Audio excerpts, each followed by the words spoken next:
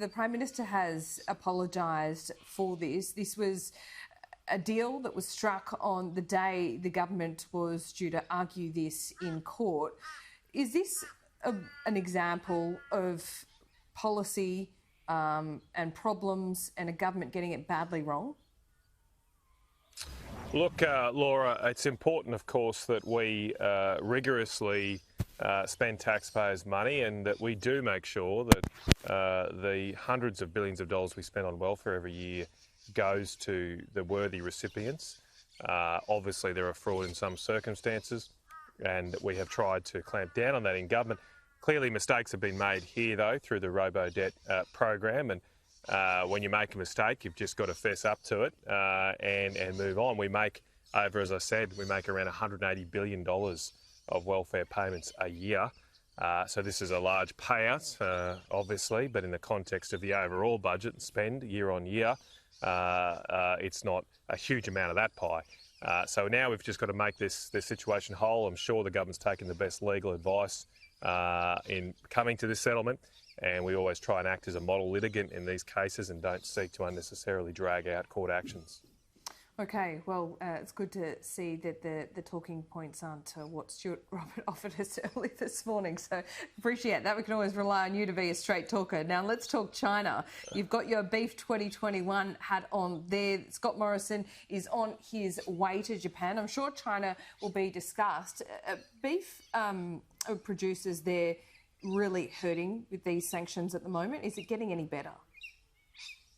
Look, it's a big concern for the beef sector. We had a meeting of all the Queensland beef industry here in Rockhampton last week with the beef capital of Australia. Conditions are still very buoyant, though, for the beef sector. So notwithstanding the delisting of some meatworks by China in the last few months, it hasn't flowed through at this stage to reduce prices or demand.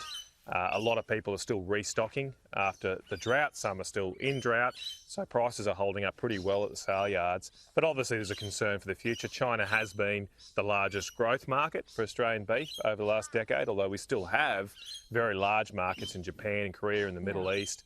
Now, we can't control exactly what China does. I'd love to continue to see our trade and relationship grow with China, but at the same time, we're not, of course, going to sell out our own foreign policy independence. If that's the price of that trade, we're going to just have to work on getting other markets going.